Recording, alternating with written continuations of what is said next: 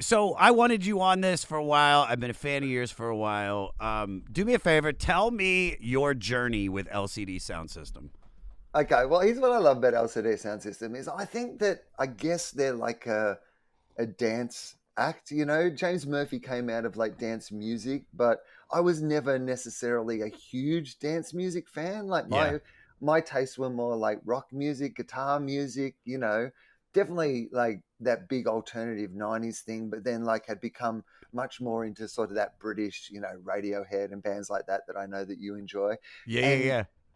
and I don't think that I was, really on the radar of a lot of what I would call traditional sort of like dance music stuff that was like dance music albums. The idea of going home and putting on an entire dance music album was something that was incredibly foreign to me. And so I think this was one of the first ever.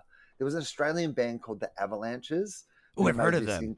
I've heard of them. Yeah. incredible like album, which I guess was dance music that I'd really loved. And I kind of dipped in on Chemical Brothers and Fatboy Slim and some of that stuff, but not like proper sort of smart dance music. And then LCD Sound System came along, and there was just something about them. I guess it was because they had a bit of a rock crossover, like a Very rock punk pop, rock. alt Yeah. pop, punky, but it was kind of felt like a real mixture of stuff that I liked. Like there was some real punky stuff, but there was some real sort of poppy stuff. And like there was like, artists that I like Ben Lee and people like that who kind of were making pop music as well. And then suddenly LCD had like so many of those elements all combined, but in a way that really worked to me. And Hmm. I didn't know at the time that James Murphy was kind of this massive control freak when I first heard it. But later on, when I found out that, even in the collaborative process, he often just gets all the musicians to play their music and then he just takes it away and sort of redoes it and remakes it and, kind of puts it all together. It just felt like that in my head. I got Yeah. that without knowing that was the case, that was coming through to me. And I was like, oh, I trust this dude because this dude knows what he's doing. I don't know what he's doing, right? I don't Yeah. understand yet what it is that I like about this. But one of the things I like about this is the dude in charge of making this seems to know what he's doing. Yeah, And so, there is a level of like comfort in mm, in every song starts and from the two albums that they release, every song you're just like I feel like I'm in good hands here. I feel like yeah, this guy knows what he's doing. He has a sound. It's a cacophony of sound. Even that's a big word that I just recently learned from this podcast. But yeah, dude, it's like there's something that I trust that there'll be a beginning, a middle, an end, maybe some cowbell. He'll talk about being older, but there's a vibe to it. So tell well, me it has about. that, Go well, ahead. can I say this? What it felt like to me, and you'll get this, like from the world of like stand up comedy. There's sometimes when you see a comedian and they walk on stage and just like half a second in, you're like, ah, this guy's got this. I don't Yes. necessarily know where it's going or what it's going to be about, but I get that this person knows what they're doing. And then he And does that, 15 minutes on denying the Holocaust ever happened. right. And you're like, You're Jesus like, Christ. Well, I'm in it's good like, hands. He's but comfortable and he's, confident. look how competent he is. He's making some compelling points. It's got an unusual twist I haven't seen in the end. I don't look, this is not hacky. So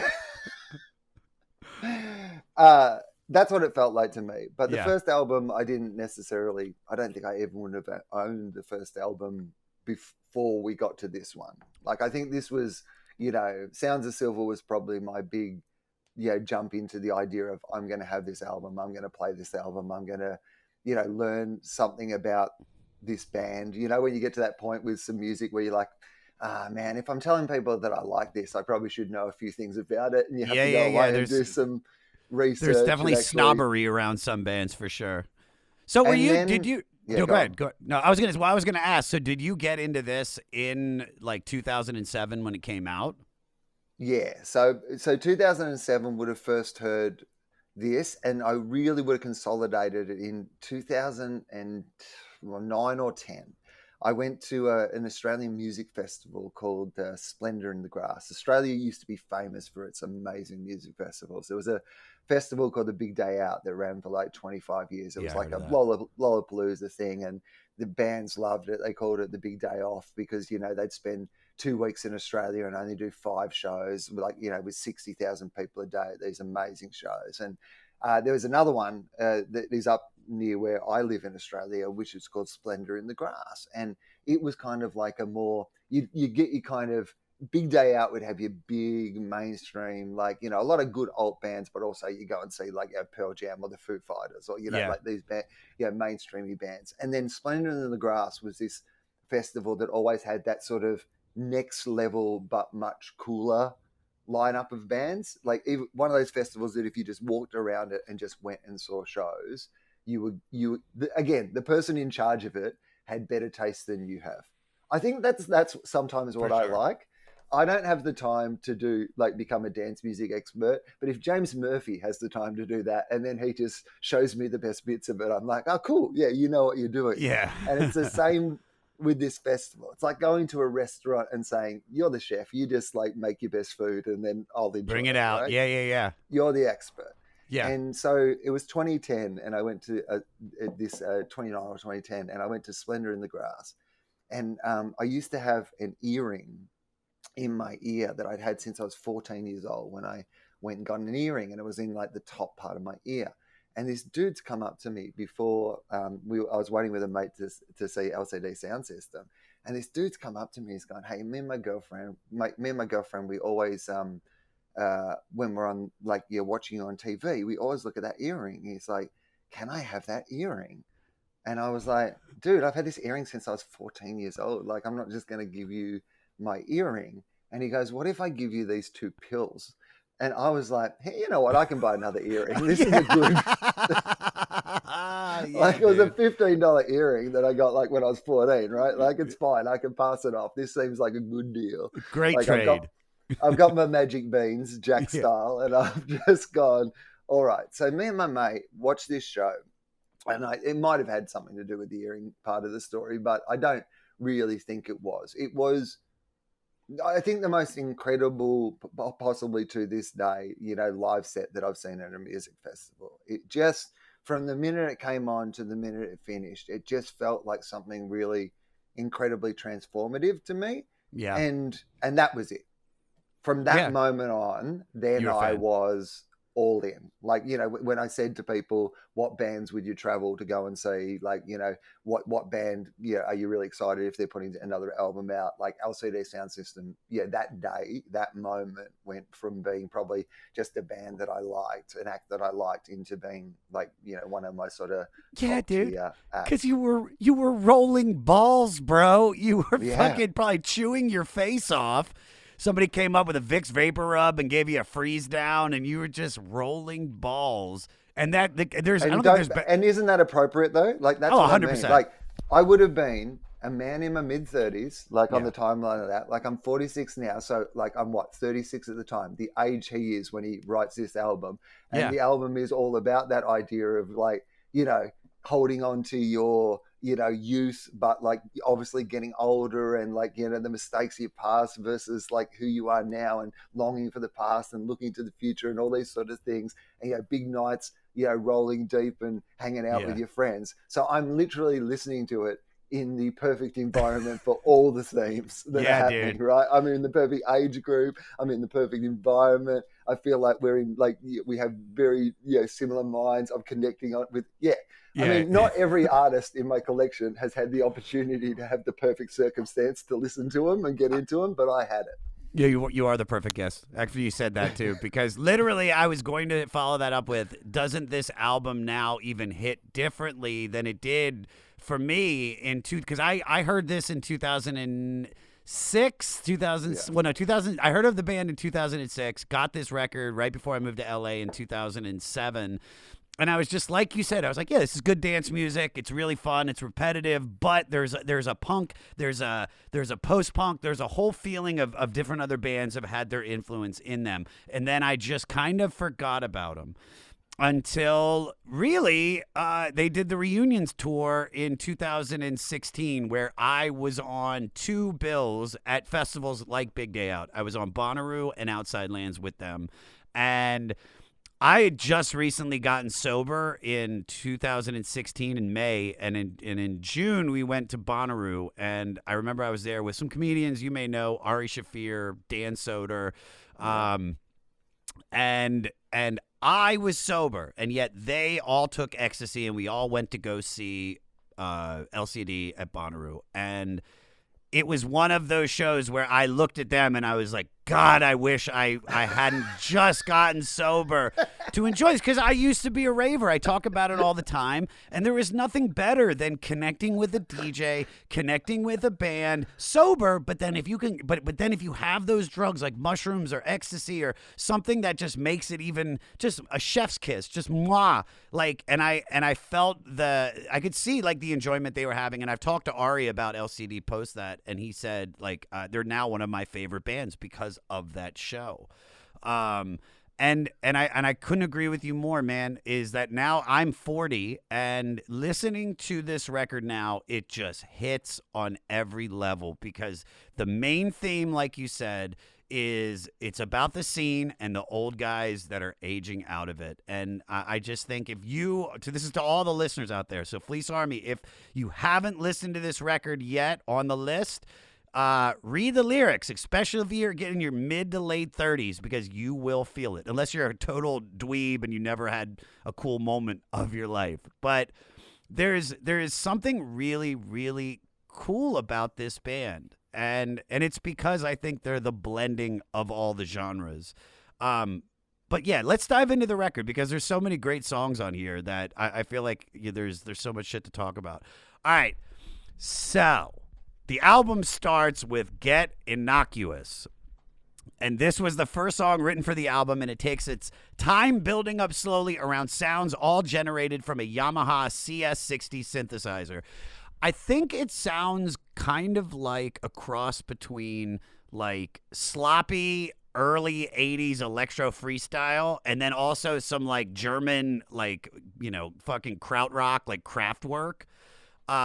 And then what's cool about this song, Will, is that about 2 minutes in, there's this stack of vocals that kind of reminds me of something from like Bowie's Berlin, or right. Even like, because we've been going through like 3 or 4 of his records already, Brian Eno. Did you hear any of that? Or yeah, absolutely. And again, I mean, I guess the more you say this, the more I realize that I'm just somebody who, likes somebody with better musical taste than me to put something together for me. This is a real tasting plate of these amazing other artists distilled into a moment. And there's so much of that on this album. But yeah, even that title, Get Innocuous, it's such I think there's a real sort of smart-assy humor to everything. And it's always on that edge of, is this horribly pretentious and should I hate this? Or is this just on that edge of, and this song, it's not a big banger initially for the start of the album. Like, you think about this idea that they've come onto the scene and they, really have made a bit of a splash, and like everyone's really excited for this album, and you would think it would open with something that was just like, I don't know, a bit more sort of in your face or a bit more direct. But he's like, no, I'm just gonna take some time. It's a slow build. It's a very, very slow build. But then when it kicks in, it's and really starts getting going, it's phenomenal. Right. It's that confidence. You don't bail out of it because you're like, oh, no, it's okay. This is not just going to be like this for the whole time. I don't know where this is going, but I have confidence that he knows where it's going. For sure. All right. So I don't know why this is my favorite moment, but this might be my favorite moment on the record. Peter, play 510.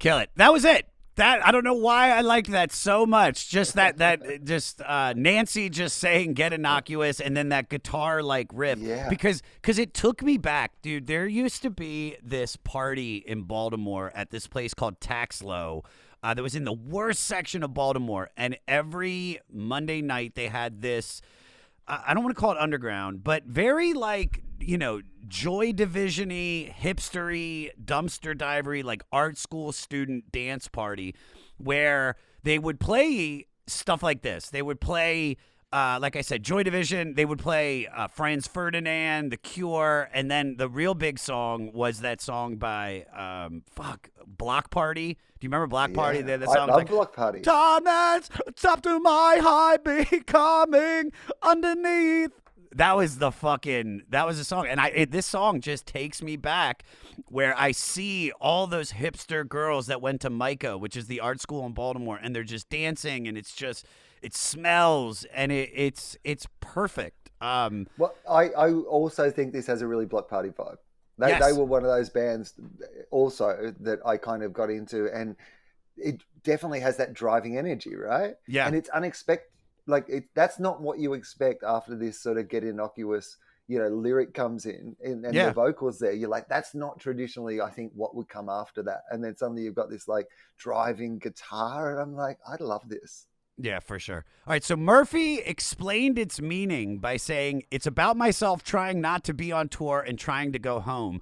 I don't like it. I like traveling. I like seeing cities, but it's truly grueling. You arrive in a bus, you wake up, you go inside to try to find a bathroom, you do a sound check, do interviews. After that, maybe go backstage, do dinner, and then it's time for opening bands, and then you play." So I want to ask you, because of what's going on in the world and dealing with all the touring stuff. How have you stayed sharp during all of this, and when do you feel like you'll be comfortable going back into the rooms? I have not stayed sharp. I Oh, am rounded out at the edges. I am safe to be played with by children. There is no sharpness about me at all, my friend. I am the opposite of one of those Ginsu knives you see on late night TV. You just get a shoe, and I'd just be rubbing my knife against that shoe. It is so blunt. I've done nothing. Really? No. I was meant to be touring all this year. And like I had a massive tour, like it was literally going to be, the biggest tour I've done in about 5 years. And the fact that it all went away, I just couldn't bear doing some incredibly scaled down version of that. It was much better for me I haven't had a break in 25 years. Like I've written a new show every year for the Comedy Festival in Melbourne for the last 25 years. So I have never had a break. So I thought, well, you know what? The universe is telling me that I should have a break. I'm going to have a break. And then as people have gone back, now people are back. There are shows that are back. Like, you can go and do a drive-in show or whatever. No, I can't. No, I can't. Firstly, I'm so used to people laughing at my jokes and me hearing them that I just don't think I can go to a world where I'm not hearing them. That's the bit of the job that I like. I got into comedy because I like hearing people laugh. I didn't get into comedy because I like hearing people beep their horn at me. If I want people to beep their horn at me, I can stand in the middle of an intersection and people will beep their horn at me, and I don't have to write new material, right? It's not actually a pleasant sensation in my body. Your body goes into panic mode when someone beeps their horn at you. Yeah, dude. And now I'm inviting that into the most sacred part of my life. No, thank you. And I did this show where I had to film myself doing stand-up for it was actually for a TV set, right? No audience. Just film yourself doing stand-up. I had to set up my own cameras because they couldn't send out crew because of COVID. So I had to do this. It was meant to be like one shot, 6 minutes, right? It was 10 o'clock in the morning. I'm in my full stand-up gig and I'm pretending that I'm doing like late night stand-up at like 10 o'clock in the morning. I realize I can't get it because I normally have had a drink. So now I'm drinking at 10 o'clock in the morning just so I can record this like stand-up set that I'm filming myself like under my house. And like my girlfriend is upstairs just like going, what is going on down there? And I realize I've become one of those guys that won't tell his family that he's lost his job and just gets dressed in his suit every day and gets his suitcase and then just goes and drinks vodka out of his suitcase in a park. That's what I felt like. And I'm like, no, I am waiting until audiences are back and comedy is back, and then I will do comedy again. But in the meantime, Isn't Australia open though? Isn't it like more open than America? I mean, America's where we have I hate to say red state, blue states. Red states for the most part are open. Blue states like California is shut down, but there still are shows. And the cool shit, Will, is that like people like Bill Burr and Jim, like I'm going up nonstop, but like they're coming to these shitty ass shows that I'm doing that are in these weird locations. So you haven't done any live comedy since? None. No, and you know what it is? I love that it's back. Like my personal not doing it it has nothing to do with me not loving that it's back. I think it's amazing that it's back, and I think there's going to be so many cooler shows. And I actually love a bunch of the online shows as well. I've just made a personal choice for myself. I was like, oh, I've got this opportunity to have a break and have a think about what it is that I want to do. You know, the themes on this record, you know, so much about this idea of, you know, moving on from one part of your life. Like James Murphy is literally talking about this idea of been DJing. I've been really successful at DJing, but maybe now I want to be doing something different to DJing, and I'm doing these shows, and what do I want to transition into next? I've taken this time to have a little conversation about some of those things myself. Nice. But dude, can I just tell you right now, you're a perfect guest because you blended it right back to motherfucking LCD. Boom! All right, Hall of Fame 500 guest here. Unless you start doing Holocaust denial shit, and then you'll get to like number 5. All right, because Neil deGrasse Tyson was full. It was all Holocaust denial. It's technically the third time you've brought it up, and I've not brought it up once. So out of the two of us, who's going to get done for Holocaust denial? I need more riffs. Feels like one of us is itching for a Holocaust denial conversation. Dude, it's like, dude, Sundays I am checked out, bro. We're recording this, everybody, on a Sunday. It's a Monday for him, and like, dude, I should be on the couch watching football. But now this is perfect. This is perfect. But well, it's Monday 8 a.m. currently for me, which back in the past I may have listened to some LCD Soundsystem Monday 8 a.m., but it wasn't normally that I got up specifically to do it. Oh, no. Yeah, dude. I've been leaving raves around this time. All right. Which is a perfect like segue into the next song, Time to Get Away. Immediately I heard Prince all over this. Peter, play a little bit.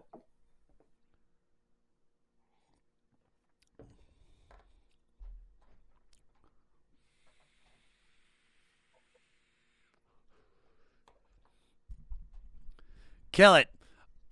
For you, I caught a lot of static, and for me, I would like it automatic. I don't know why I love that line so much, but I do. What does it mean to you? Well,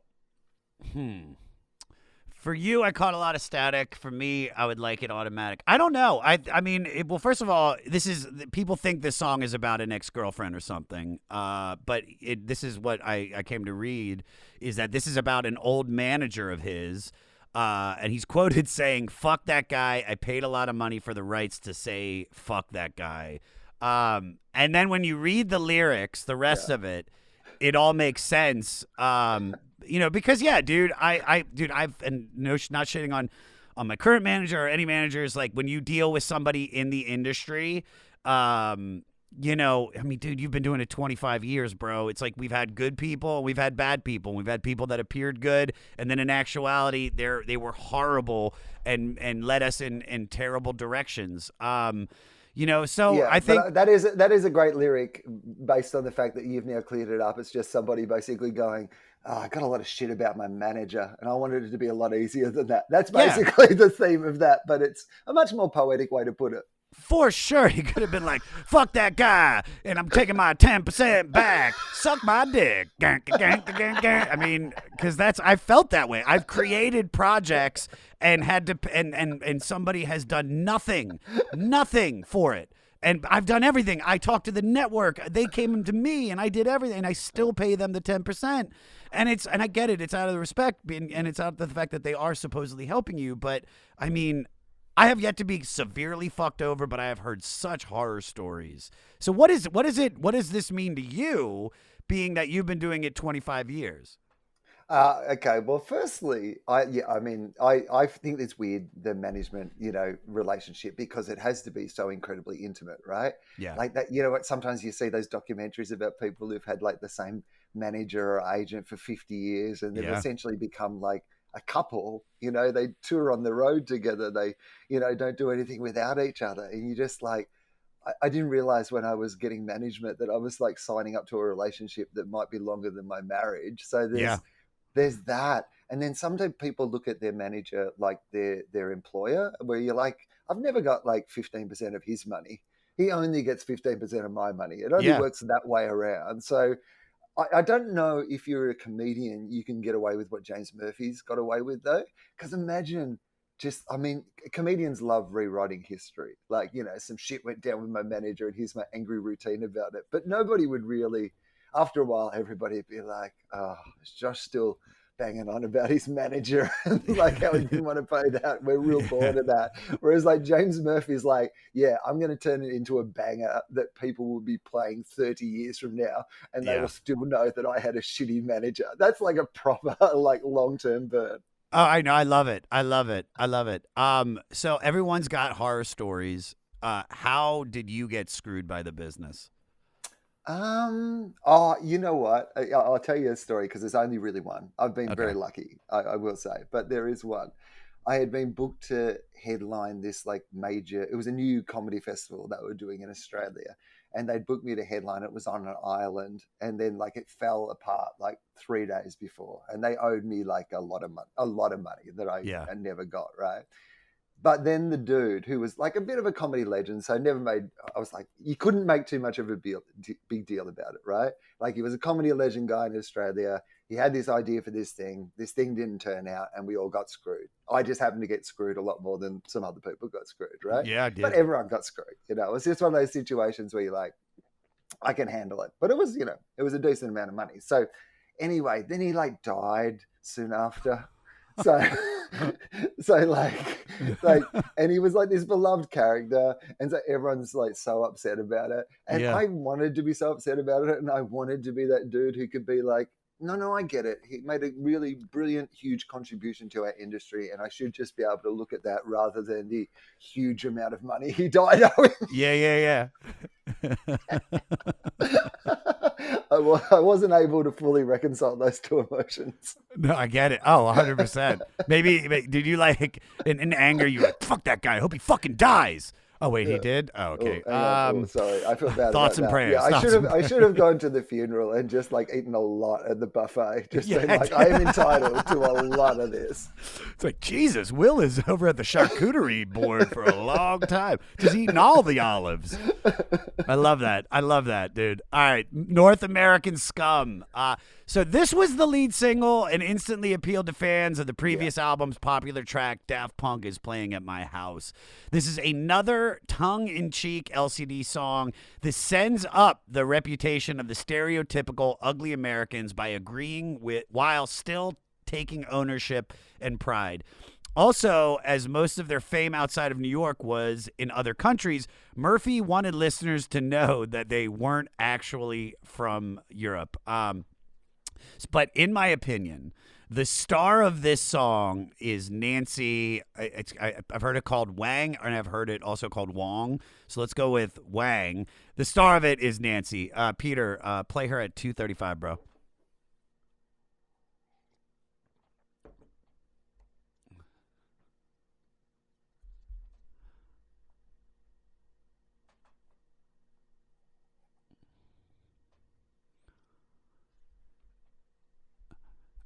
All right, kill it. I don't know what it is. I love the dichotomy between both of their voices. I think it's perfect. She's almost Alf key, and yet it all makes sense. And also, I think what I really love about this song is that it hits harder now with everything that's going on in the world than it did before, because America, we just keep getting scummier and scummier with each passing year until 2020, until we reelected a fucking civilized person in the White House. But tell me your thoughts on this. How do you feel? Yeah, well, firstly, it's one of those incredibly like savvy observations, because firstly, there could have been, the George Bush era could have been over. America could have regained its worldwide reputation as being, like a respected world country. But he really locked in. You're like, oh, you don't know the half of it, mate. You listen back to this one and think, this is a pretty naive take. If people got the opportunity, they'd probably go back to those lovely times these days. Oh, and America's reputation worldwide. Yeah, no, mate. Well, yeah, we hadn't hit rock bottom at that point. Yeah. But I also think that it just was great because this is a very pro-American song dressed up in the language of, like, if you hear it and go North American scum, I think it appealed to the audience outside America who are like, yeah, North Americans are scum. Yeah. But if you actually listen to the song, it's actually quite defensive about that idea of what it is to be American. And, you know, like a lot of his music and the things of his music of going, I've done some really great things and America's done some really great things, but I also recognize all the shitty things about it. And I kind of love it all despite that. That's a big theme of a lot of the stuff that he talks about. And Yeah. it's just catchy as all get out. I mean, it's just so a good catchy song on the surface, but like, I think the lyrical content is just, it's one of those things that's incredibly clever. I imagine it got sung unironically as much as it got sung ironically. And I think that's kind of the genius of it. Totally. So let me ask you, what were your misconceptions about what North America was going to be like? Well, see, I reckon it's the other way around, because the problem, we see so much of you.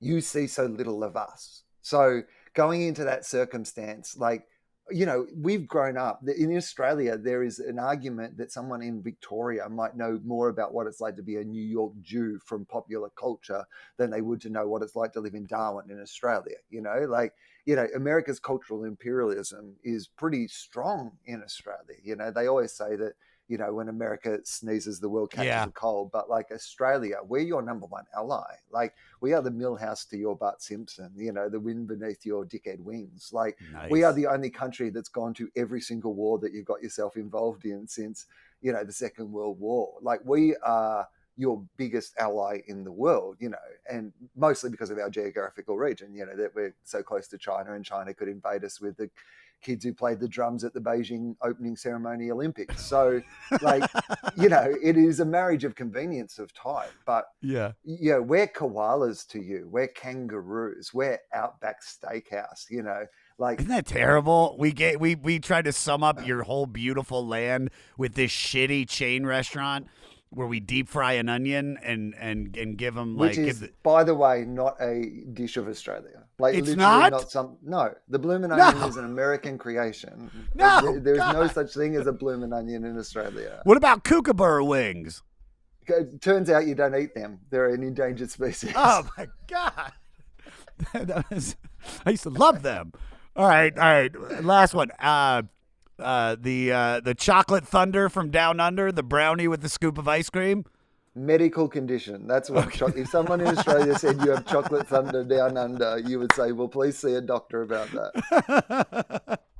All right, well, what are the misconceptions that Americans have about Australia besides just that you said koalas? Because it's like, for me, I think, as I have never been, we were supposed to go in 2020 to the comedy festival this year, but unfortunately, COVID. But I guess, yeah, like that, the way that, like, I started this by talking about Jim, you know, taking me through this, like, Australian, you know, cornucopia of all the different foods and stuff like that. It was like, I was like, I mean, sound like a fucking idiot, but like, I was like shocked. I was like, wait, they make chocolate in Australia? It blew my, and it was better than American. Yeah. It was 10 times better. So what do you think? What's the biggest misconceptions that Americans have about Australia then? I mean, I think that Paul Hogan did us a lot of good, but also a lot of damage.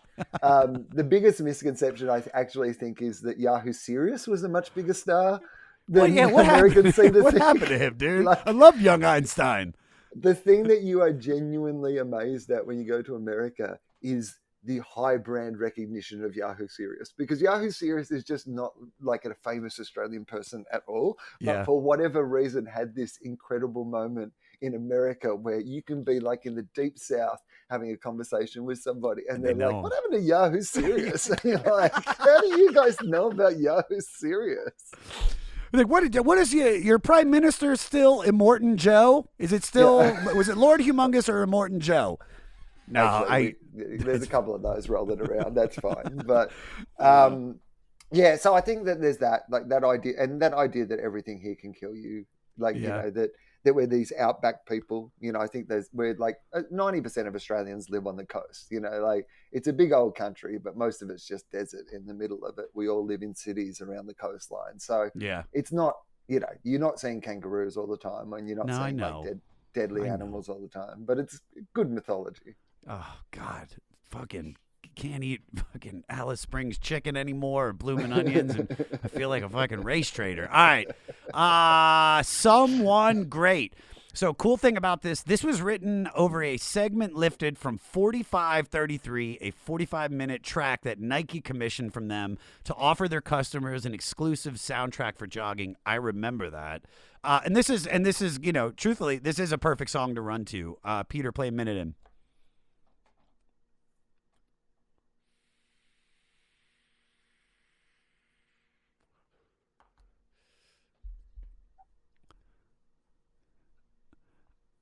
I kill it. Just the repetition, the synthesizers, the no lyrics for a lot of it. This to me is the sound of legs cramping. Like I just can hear like somebody like fuck shit Jesus, all right, just walk it off, god. But yeah, it's a great song. Thoughts on this? It is interesting, isn't it, that like this music feels to me so much like it's made for, late nights and bad decisions. But, as you said, he did this like jogging album for Nike right in the middle of recording this. And, it obviously influenced particularly his set, I think, the second half of the album. And it's funny that it also works for jogging. I guess, like, is dancing close enough to jogging that the two work together? Is that what it is? But I think no, because I think so. Heart rate and yeah, with that was such a cool way to put it, that it's for the drugs in the late nights, and then it's also for working out. There's something, because when you're fucking starting a night and you're putting down some coke lines or whatever the drug you're gonna do, it's like you're not listening to Tony Bennett. You know what I mean? You want to fucking listen to like shit that gets you amped up, and like hard rock, dance music, and the same thing applies for working out. It's like I listen to these albums when I work out during COVID, because I'm working out in my garage. And I mean, there are days where it's like I have an upcoming album, which is like LCD Soundsystem, and I'm like, oh my God, or MIA, and I'm like, this is perfect. And then there's weeks where I've been like, okay, I'm putting on Sinead O'Connor's second album, and I'm fucking gonna do some clean and jerks, and it doesn't work. So yeah, dude, something really cool. Yeah, what's going on with you, man? You look a little down this week. It's Nick Drake week. I'm so sorry, I just can't do any lifts to Nick Drake. It's really, really tough, dude. I'm listening to Paul Simon just all the time, dude. All right, this is pretty boss. Everything is played by Murphy and never one to shy away from loss, existentialism, and other deep thoughts. This is likely about world-renowned pioneer of group therapy, Dr. George Kamen, Murphy's old therapist, to whom the record is dedicated. Yeah, great song, dude. Any more thoughts on this? Well, this is also, it sounds like a love song to an ex-girlfriend, right? But that, yes, it's apparently about his therapist. So we're getting a real insight into his life. Basically he's written like a angry song about his tour manager, like, and then he's like, and now I'm a therapist. And then the woman who gets me coffee at the local, I'm just going to run through. I've got a list of grievances, and here they are. This is why he's cool, though. This is why I think this is why this connects more than, like, because, dude, there was bands like Hot Chip and The Rapture that they worked with that are in that similar vein of punk, dance, electro, whatever you want to call it. And yet we're here talking about this album. Do you know what I mean? Like, those albums have great songs on them from those other bands, but there is a depth. There is an existential vibe of life to James. And I think, especially when we get down to the facts, we'll see all of this. So, and then the next song is All My Friends, which is like the big hit off this record. So Murphy was 37 when this single came out. And this displays the nostalgia of being a touring musician who sees his life, priorities, and those around him changing and some falling away. Peter, play a little bit.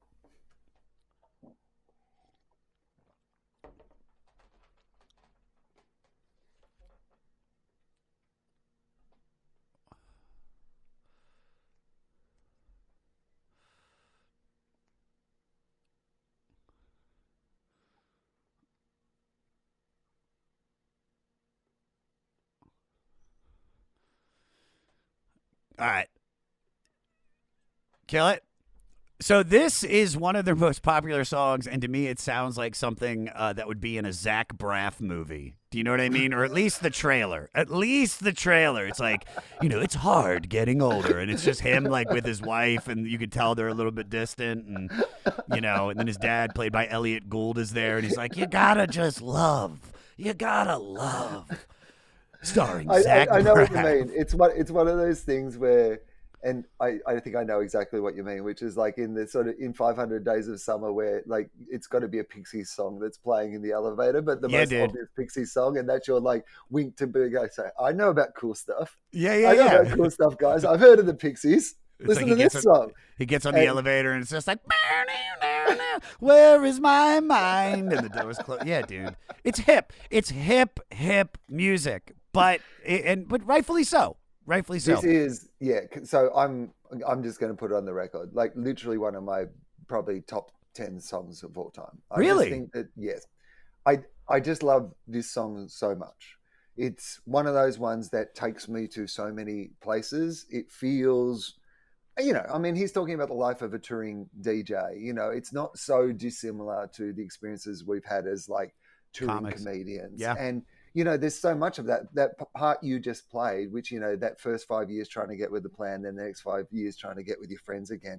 Like that still feels relevant to me. Like, that idea of what I've really missed, I think, about this year, more than actually doing the shows, is that so many of the times when I'm doing those shows, like I'm at a festival with all my friends. Like the reason I do the festival every year in Melbourne is partly because I like doing comedy at the festival, but partly because it's a month where I get to go and hang out with my friends that I've been hanging out with that month every year for the last 25 years. And that used to happen every weekend. You used to hang out with these people all the time, and you go out all night, and like this song is, that idea of pushing on beyond when you should be pushing on, and the sun comes up, but you still don't want to go home, and you're just like, but at the same time, you're so desperate. Like, when are we going to get out? Like, when are we going to become the stars? When are we going to not realizing that when that stuff happens, so much of this stuff actually goes away with it, and you'll sit around going, what happened to that? Was I actually,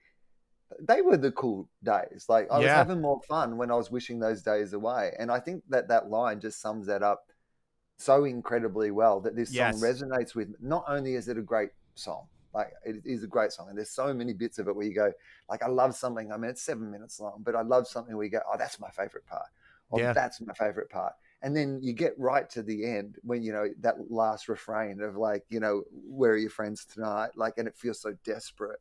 And like, it's still got a punch right till the end. Like everything about this is like my Hamilton. I don't know that I need to go and see Hamilton. I feel like this is Hamilton to me. Yeah. It tells like a whole story. I feel like if he just wanted to do like a 45-minute version of All My Friends, I'd like be like, yeah, cool. Just flesh it out a bit. What else happened in the night? So what else do you miss? All right. So when asked why James thought this song was so well received, he said, I don't know. It's saddish and people are old. So hit it and hit it on the fucking nose, dude. All right, Us versus Them. This is the best song on the record in my opinion, because it's like, this shit is just, all I wrote was funky. So it's FUWWNNKY. So it's funky. Now I can play so many great parts from this song, Will, but I just want to highlight this one part. Peter, play it.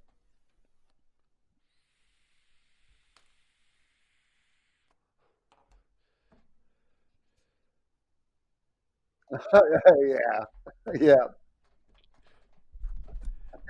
Kill it. I mean, a motherfucking cowbell solo, dude. I was like, oh, you got me.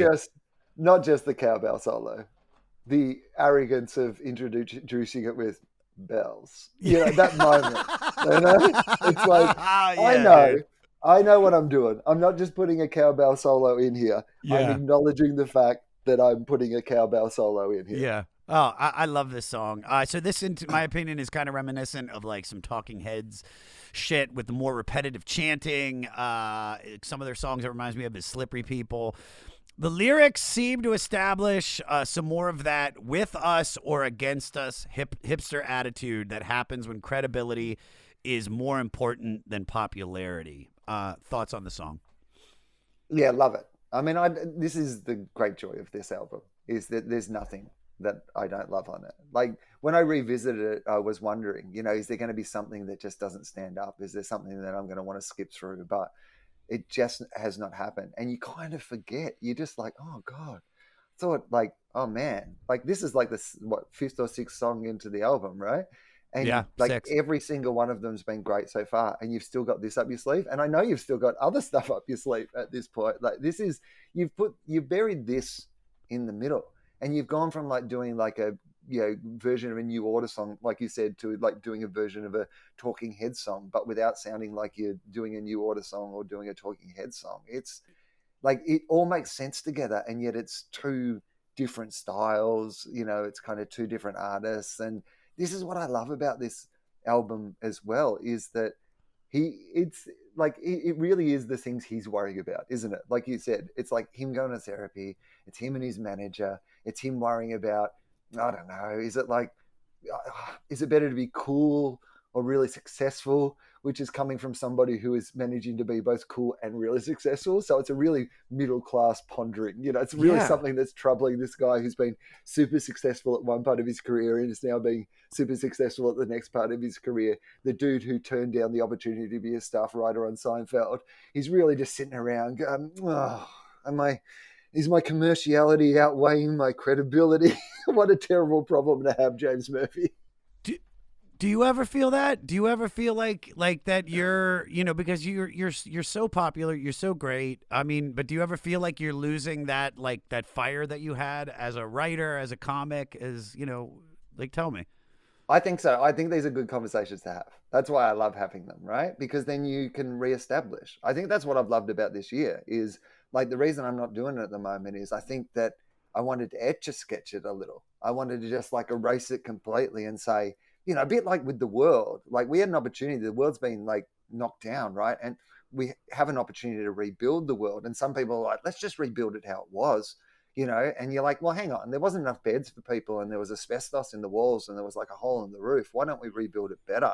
Like, let's put in extra beds and let's put sunroof on, and let's fucking, do this together. Let's reimagine what the world could be. And I think you've got to have those conversations with yourself as like an artist. And sometimes you just don't when you're doing gigs, right? You're just like, I'm thinking about the next gig. I'm thinking about the next show. I'm thinking about, I got to fill this 10 minutes. I've got to fill this half hour. I've got to like get this hour together because I've got to have it done by March. So you're really just thinking about the process rather than what the process is actually about. And so, yeah, I love it. I think it's a cool conversation to have. And I've definitely had times in my life where I've done shitty things and I'm suddenly like, why am I doing this shitty thing?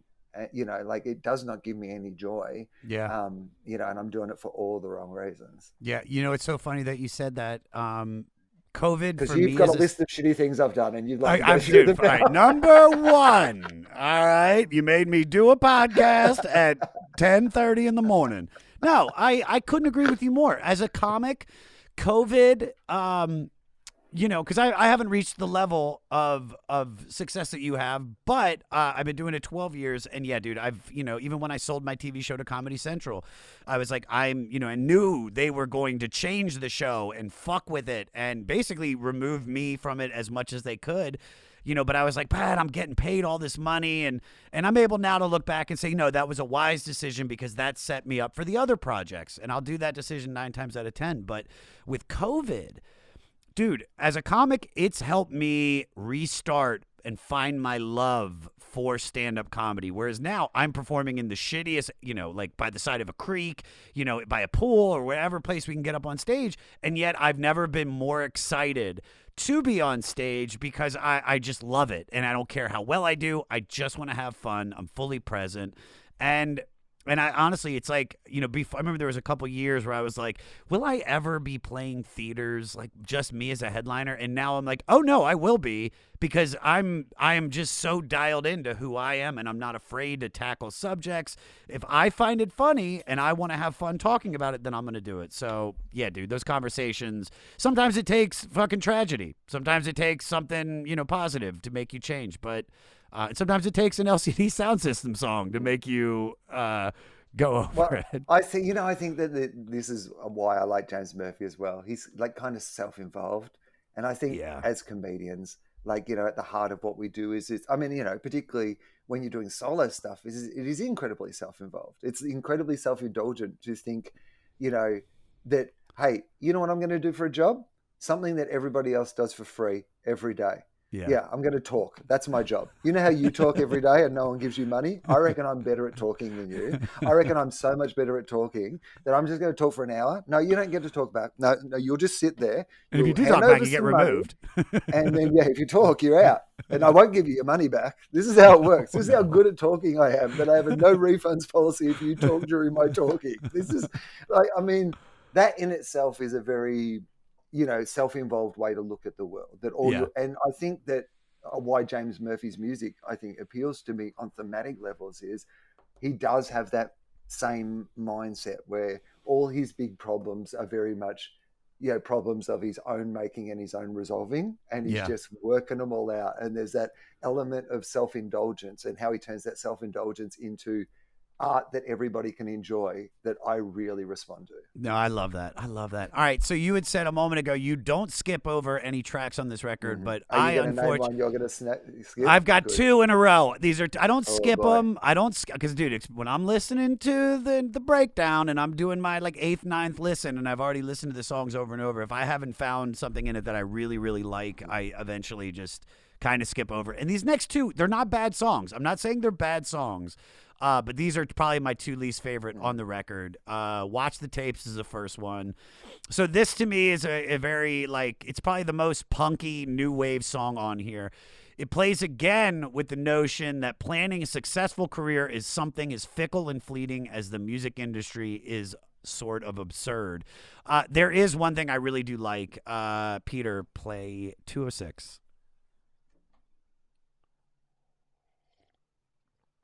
That was it.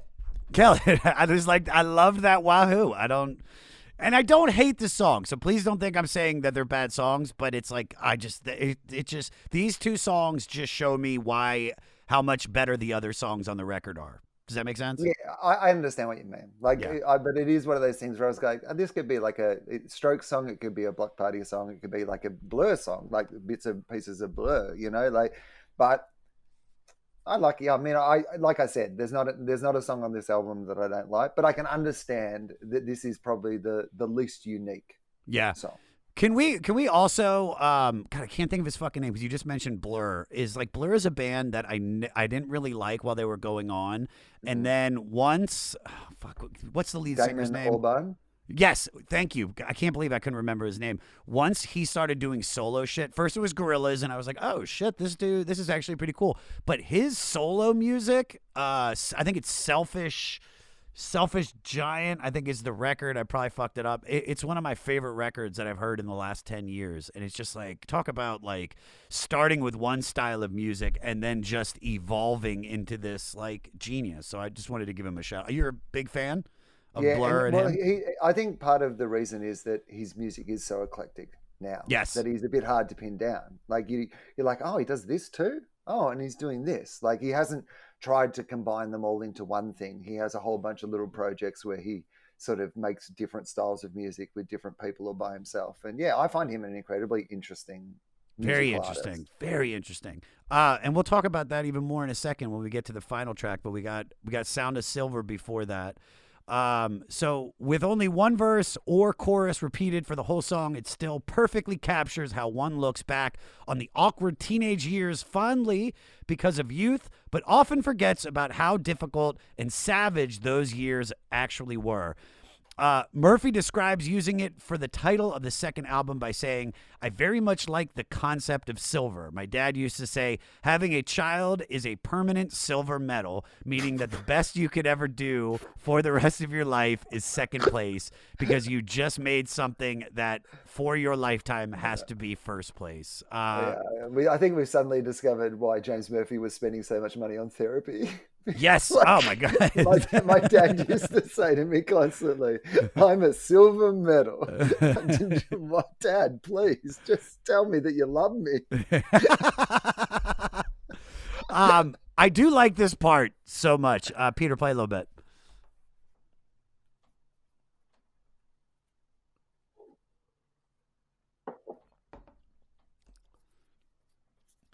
All right, kill it.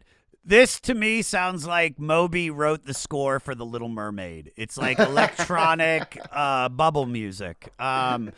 He was so inspired by the flash of glam rock scene of the early 70s, and while making this, he coated his recording studio with aluminum foil to get the right vibe of this record, and to keep out the alien messages, obviously. Yeah. But also, like, this is what I'm saying is that these last two songs, everything we've listened to so far on the record, we still have, a fucking banger to talk about. But it's just, this isn't a bad song. This, it's a break from the real full steam ahead dance music. This is, it's probably for when, let's equate this to an ecstasy roll. It's like it comes out, it's building, then the album's taken off, and you've got some harder songs, and now it's starting to wind down where it's like, all right, I'm coming back to reality a little bit. Just my thoughts. What are your thoughts? Yeah, well, and also, if you're talking about your jogging album, it's kind of, we're getting towards the warm down lap, right? You're not doing your stretches yet, but you're slowing down a bit. You just need something to sort of keep you going a bit more rhythmically. I like the themes of it because it says to me that this album is about that idea of always looking forward and always looking back, and how as human beings, like it's not just about this DJ wondering where is his party days gone, but also this idea that we look back on teenage years with a fondness where we don't remember all the hard things about those times. And I guess thematically that plays back into when we remember all those party times, we don't remember actually all the shitty bits. We're just remembering all the good bits of it. And maybe as human beings, we are caught in this like permanent state of always wanting to be advanced of where we are, and also looking back, on where we were previously with, distorted views of that. It's a mindfulness song is what I'm really saying. No, 100%. But it like the themes of the album is strong to me. I know what you mean. It's like very simplistic, and like that it really is just quite a chant over a beat, really. But I think that's kind of what I like about it as well, is we're like, we're not done, but we're not gonna work you too hard at this part of the evening. I know. Well, something you can just nod your head along to, and you can, you'll even if you don't know the lyrics, you'll pick them up by the third time we roll into them. No, for sure. But also to go off of what you're saying too, because he's setting you up for, in my opinion, one of their best songs, and probably the most unlike anything I had previously heard by this band, which is New York, I Love You, But You're Bringing Me Down. I don't think that he could have ended this album with anything else on this record. And I wanted to say, do you remember a few songs ago when I said that was my favorite moment on the record? I do. I lied. Play it, Peter.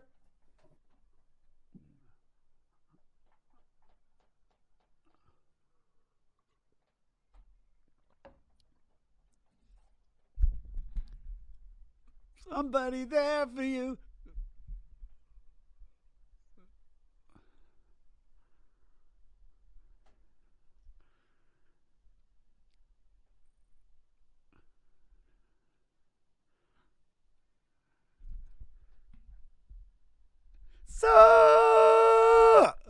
Oh my fucking God. Turn it off. This, in my opinion, is the best moment on the entire record. It is a complete and utter release, and everything about it is great. The theme, the drums, the strain in his voice, like, and then he ends it with that falsetto note, which is not something that he's normally singing. It's just incredible. Also, I kind of think that he's doing this delicate and lifting waltz because it kind of describes the disappointment that someone who really loves the city can also hate about it. You know what I mean? It's great. It's such a great song. Tell me your thoughts. Well, firstly, it's good that someone's finally written a song about New York. I think it's been too long. I'm glad someone's had a crack at it. Yeah, dude, nobody. But I think that what I do like about this New York song is that it does give you a different sense of New York. You know, it is about this guy who's struggling again with this idea of what I first loved about this place maybe isn't what it once was. And yet also he's got to be aware at his age that there was also a greater New York before people like him came along. That there would have been people, you know, as he was coming through, looking back and going, nah, it's not as good as it used to be also. And again, that's really thematic. But also this idea of being able to love something at the same time as like pointing out its flaws, which is also the North American scum theme, right? Yeah. Is like, you know, and I guess probably the relationship with his therapist, because it sounds like it ended for whatever reason badly, but he's dedicated the album to him. So I assume that there's some sort of like, you know, reconciling there with. So I just love the themes of it, but the humor in it, like even the way, I mean, I know he's been mocked a bit for like that he sounds a bit like Kermit the Frog on this song. Yeah. Even that I kind of like about it. It has that feeling of like we've had, like you said, we've had a good night out. Like I slowed you down a little bit, you know, second last the track. And now we flicked on the lights. And this is the sort of, you know, last song on the piano, you know, you don't have to go home, but you can't stay here. We're done. And you know what's funny? I still remember the moment that this song came on when I heard it for the first time. I was like in Washington, D.C., and it just stopped me in my tracks. As soon as it started, too. As soon as it starts, the song has me. And then to have such a big ending and then the album end after that, it was like a holy shit moment. Something really cool that I found, because after this they quote unquote broke up. So this was the final song that they played at their 2011 4-hour farewell concert at Madison Square Garden before they broke up for 5 years. This is the cool part. But it was also widely rumored that James Murphy knew he was going to take an extended break from the band, so he announced this as a final show, or they likely wouldn't have been able to sell out Madison Square Garden. So I just think that's great, because it's like, nope, this is it, everybody. We're done. Please buy a ticket to it. We need to sell out 33,000 tickets. And it worked for James. It worked for James Murphy. It worked for Hannah Gadsby. Announcing your retirement can sometimes be a very good career move. Yeah, dude. So, but go ahead. Do you have something to say? Well, I was just going to say, I do like that idea of like, you know, building it up for that reason. I love also hearing when a musician is actually a business person. Yeah. Like that small part of you. Like there's a famous story I heard about the Rolling Stones, and Mick Jagger, famously very business savvy. And they were playing like Wembley Stadium, I think, in the UK, in London. And it was raining. So the concert was going to get cancelled, you know, for that night, big outdoor concert. And Mick Jagger said, you can't announce it until after 4:00. And everyone's like, oh, okay, we don't really understand why that would be. But he'd worked out that at like 4:00, everybody would have got there and paid for their parking already. And he had done a deal, like a side deal with the parking operators, that they got 50% of the parking money.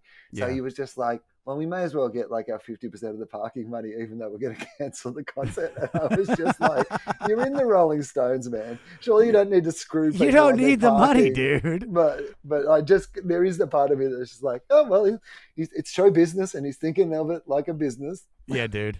All right, let's do some facts and get out of here. All right, even though this was their major label debut, which meant that they had a minor... let me take it again. Even though this was their major label debut, which meant they had a major machine behind them, Murphy still went on his website and asked every fan that bought their debut to also buy this in its first week to get it to number 1. They only got it to number 46. So once again, a businessman. Yeah. What's the first thing? Well, 2 things. All right, because I was going to ask this earlier. When did you know that you were having real success, and what was the first thing you did? So I guess there's this in Australia, which I'm sure that you would love. There's this national youth radio station. I guess the nearest American equivalent is like, it feels a bit like college radio, but Okay. but it's a national youth broadcaster, and it's by the ABC. It's called Triple J, and it plays all this sort of music. This is where you would hear this sort of music and a lot of Australian music, and no advertisements, very free speech, employed a lot of comics, in the day and these sort of things, and just a really cool vibe. So I used to host the breakfast show on that with a guy called Adam Spencer. And so I got that show when I was like 25, I guess. And that was when I became sort of someone who was known around the country. And that would have been really in this period of time too. It's like I've been doing comedy for a few years. Suddenly, like, you're 25 years old and you get a little bit of money and a little bit of attention. And that definitely was like where it felt like it all started. And so what was the first thing you did? What was, like, you start making money, you're like, all right, I'm fucking walking into Outback Steakhouse and they're bringing out all the fixins. I would like to think that there was something like really like memorable or something really good that I did, but I was living in Sydney, so that's the show was out of Sydney and all my friends were out of Melbourne. Mm-hmm. And so basically what it actually became was I would just fly back to Melbourne every weekend, and then, like, fly in on a Friday, fly out on a Sunday without sleeping in between. And so I think a lot of my initial income would have gone on those experiences, those all my friends style experiences. So speaking of that, amending that, how are you still in touch with all of the friends that you had before all the success came? Like, or did you have a lot of drop-offs because some, like, dude, there's a guy that me and Jeremiah, my producer, who's watching this right now, the three of us were going to move to LA and fucking with me, Jeremiah, and my friend Paul. And we talked about moving to LA, and then I was the only one to do it. And then I started getting the success. Jeremiah went into radio, and nothing against Paul, because Paul's not listening to this, but it's just like, you don't even talk to him anymore. And it's like, you try to reach out, but some people, I'm not saying he's jealous, but I just think that there's definitely there's a something. So, I mean, have you experienced that?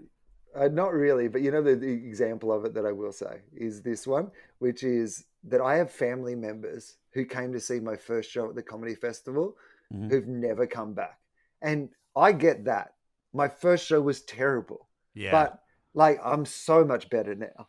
Like, like, you've really made the wrong decision of coming to the first one and not coming to last year's show. Last year's show, break, dude. Give me a couple years. Really brilliant. Come, don't, I did that too. Just in their heads, they must just think, well, I saw him once. I assume he's doing the same stuff he was doing 25 years ago. Dude, I did that too, man. My first stand-up show in LA, I invited my cousin and his girlfriend, and I was supposed to do a half hour, and I hadn't done stand-up in over a year. I probably had like 3 minutes of actual material, and it was just the worst.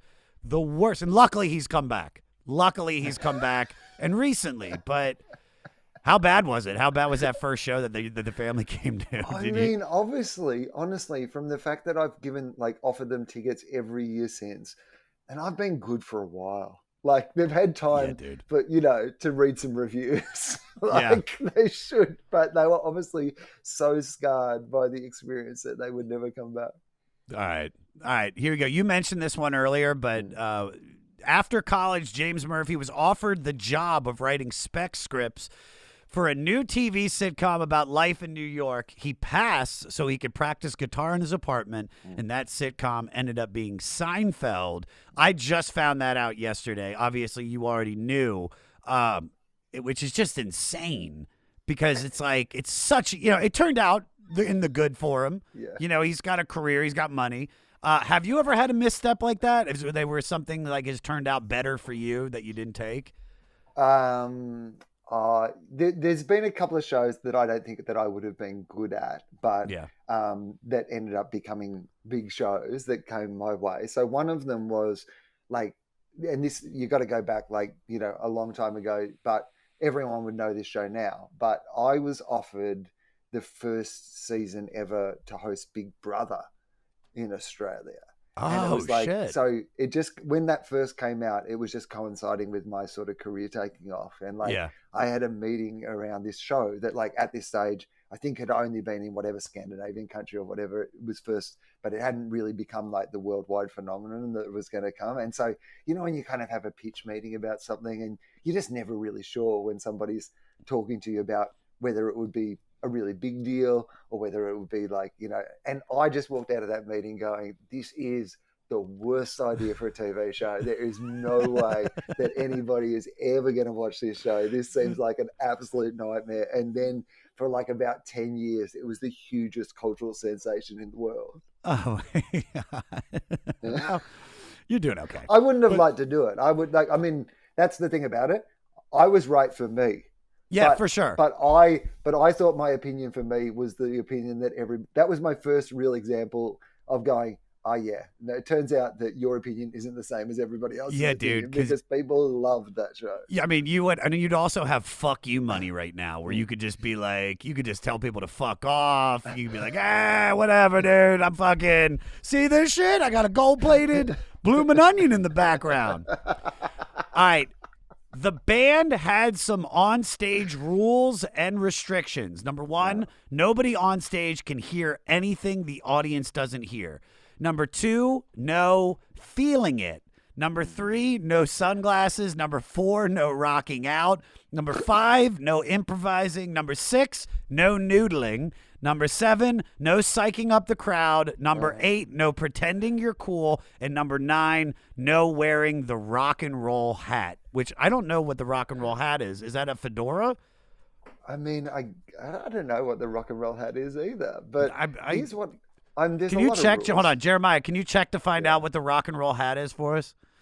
No, so go I ahead. guess it's some sort of slash style, you know, that sort of hat. Yeah, right? that's what I'm saying. Like, yeah, dude, guys in my band, LMNOP, they fucking love fedoras, and I was like, no fedoras, no dress shirts, untucked with ties, like none of that shit. How do you feel about noodling? Are you fine with noodling? I like noodling because I like the word. I like saying noodling, so I'm like noodle around. I just it's one of those words like raspberries that I just fucking love. All right, here we go. Rock and roll hat. Yeah, dude, it's fedoras, or it's the fucking Rob Halford, you know, gay sex rock star hat, or it's the cabbie hat that my drummer wears, but he's going bald, so I let him wear it. Yeah, dude, all of these hats just terrible. No rock hats, but it feels like a lot of rules about improvising and noodling, and like this. It's really like I feel like you didn't need 10 rules, is what I'm saying. I feel like some of the later rules are covered by the earlier rules. No, I totally agree. It's basically, you know, don't get full of yourself. Just play the music. You know, we're not fucking. You know, we're not the, I'm trying to think of a band that like pumps up the audience. Like, we're not the chain smokers that are up there like, come on, everybody, let's go. Like, they're actually just playing. And truth be told, Will, when I saw them live at both of those festivals, he never once, I think, spoke to the crowd.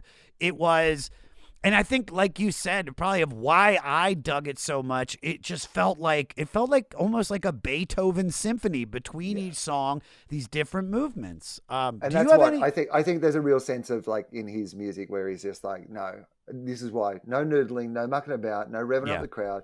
I've imagined how this is all going to go, and I just want it to go how it's all going to go. We don't need to be doing this other stuff. I've already thought out how this all fits together. Let's not muck around with it. I agree. Do you have any rules? I'm assuming he came up with those 10 rules, is what I'm saying. I assume they were collaborated on by the rest of the band. These are James Murphy's 10 rules. It's not Nancy. Nancy's not saying no noodling. Do you have any rules or superstitions about performing? Do I have any rules about performing? I don't think I have anything too, like, you know, superstitious or anything like that. I like to not wear my day clothes. Like, so I like to get changed into something. I think that's probably my biggest one is like, if I'm doing a show, I don't like to go and do a show in the clothes that I was just wearing that day. Like, I like to be like, you know, Bruce Wayne could fight crime outside the bat suit. Like the bat suit isn't the whole thing. He's still got some pretty cool ninja skills in his like day clothes. But Yeah, I feel like it's appropriate if you're going to go and fight crime at night that you put on your bat suit. And I think it's for a bit sure. like that with stand up as well. It's like, Yeah, and there's a level of like not just professionalism, but it's just it feels like, yeah, man, I'm wearing what I'm supposed to be wearing to entertain these people, and regardless if it's a suit or it's just like a t-shirt and jeans, you know, that's your wardrobe, and in a sense, you got dressed up to make it special for them. Because if you just showed up in your comfy clothes, you know, they'd be like, what the fuck? And my onstage clothes are kind of comfy clothes. Like it's not like I'm wearing like a good suit or anything like that. Like, but they're my show clothes. At least I've got into my show clothes. I feel like I put on my uniform to go to work. Yeah. No, my rule is no t-shirts with any labels or like sayings or anything. Like I kind of go by the and I don't even know if we can say them anymore, but the Louis C.K. style of dressing, which is just like black t-shirt, you know, dark pants, just so what I'm wearing does not take away from what I'm saying. I feel like I feel like how he dressed wasn't the issue that people have with Louis. So I feel as long as you're talking about Louis' fashion, you should still be absolutely fine. Thank you. All right. Again, and as objectionable as Cosby's sweaters were, again, not really the number one ticket item. So it's fine, I think. All right. For a few weeks before and after the official release of this album, they made it available to stream for free on their MySpace page. How has social media changed your career? So, like, I mean, podcasts are the big one for me. So, you know, the capacity that we have, like, you know, you're in America, I'm in Australia, we can have this like conversation. It's amazing. And, you know, in my world, like, you know, I love broadcasting, but in Australia, you know, broadcasting is very split into like, since I got to do the best job in broadcasting in Australia as my first job, and there's no job that's as good as that Triple J job that you ever get to do again, right? So like, it's either very commercial or radio, or it gets a bit serious. And, you know, my stuff kind of lives, you know, in the space in the middle of that. And then podcasting came along and was just perfect for all the stuff that I wanted to make. Like I am a bit Damon Albarn in my approach to podcasting. Is like I have like 4 different podcasts, and they're all about different things and different things that are interesting to me, and none of which could ever be big mainstream radio shows that would fit into anywhere you could do it in Australia. So for me, like Twitter, Facebook, all those sort of things were helpful, but no, podcasting, like the internet, the fact that people can, like, you know, the amount of listeners I have all over the world, like, and you'd know that with this podcast, right? Like you look at the countries that listen to it, and there'll be like 80 different countries people are listening to episodes of your show. And you just think, how could that have ever happened? How could something that I make in the, you know, the room below my house be this thing that people hear and like all over the world? No, it's incredible. It's incredible the reach that podcasting has, because I've never had a huge social media following, nor have I ever really been super into it as well. But the podcasting, it's like you couldn't have said it better. It's just like I'm seeing the listeners of this show that are reaching out, and they're like, I'm in Scandinavia, or I'm in Australia, or I'm in Scotland, and it's just, when are you coming here to do stand-up? And I'm just like, oh, well, now I have a small audience that I can. So, yeah, man, you can't, though, because they're not going to let anyone out of America because you guys are riddled with disease. So I'm sorry about that. We have it's so good that much, you have dude. this audience, but we're not letting you leave. COVID and HPV. Everybody in America has both of those. All right. Last fact. Because James hadn't really considered himself to be the main singer in the beginning with the band, he felt so uncomfortable recording and singing live that he would often have to be blackout drunk off of whiskey to make it through a concert. Which I get, because I used to, when I first started doing stand-up, I drank. And then when I moved to LA, I did opiates. And it just helped. It just took away all that fear. Have you ever, has that applied to you? Or, I mean, because you said you like to have a whiskey or whatever before you perform, but I don't need to drink to perform, like, but I like to perform and I like to drink. Yeah, it loosens you up. Yeah, I'm definitely not one of those people who's like, I am drinking this alcohol to get me onto stage. Yeah. I'm like, now that I'm out here enjoying myself, you know what would make this even better? What? A tasty beverage of some Yeah, kind. yeah. And also because I love doing it, I've tried it on everything. Well, not everything, but like a good list of things, you know. Sure. Ayahuasca? A You done Queens of the ayahuasca Stone yet? Age. So, well, if you could, I would give it a crack, you know. Sure. Yeah, I don't think Like, you can. because like that idea of it would be a difficult transition. Oh my God. It'd be a tough trip for everybody else in the TP. You're just like, yeah, you're just like, Jesus, man, right on my punchline, I started vomiting and shitting myself. Jesus, I fucking lost. Shaman, Hey, help guys. me. Yeah, guys, you guys seeing any interdimensional space beings? They're tree-like, wood-like creatures. What's the deal with those wood-like creatures and that indigenous language that you inherently understand? All right. Well, then what? Tell me this. Tell me what's your craziest drunken or drug-fueled experience, not on stage, just in your life. Oh, okay. All right. I like that. I like that transition of energy right there. I mean, there's a long list, and I'm trying to think of what's a good, appropriate thing to say publicly. I'll tell you. So I tell you a music-related one. Cool. It'd be fun. So I was at this festival in Australia called the Big Day Out, as I mentioned earlier, and the first gig they would do would be the Gold Coast leg of the Big Day Out. So they would take 2 weeks and tour around Australia, the capital cities, but they'll start at the Gold Coast on a Sunday. And that would be the day where the radio station that I worked for, we would do all our interviews of the bands for the entire tour. We'd play them out over the 2 weeks, but you'd interview them all on the first day. The bands love to get it all out of the way on the first day. Yeah. So they could just like party their way around Australia for the rest of it. Okay. So we would alternate, my friend and I, because we would have to do the radio show the next morning and start at 5 a.m.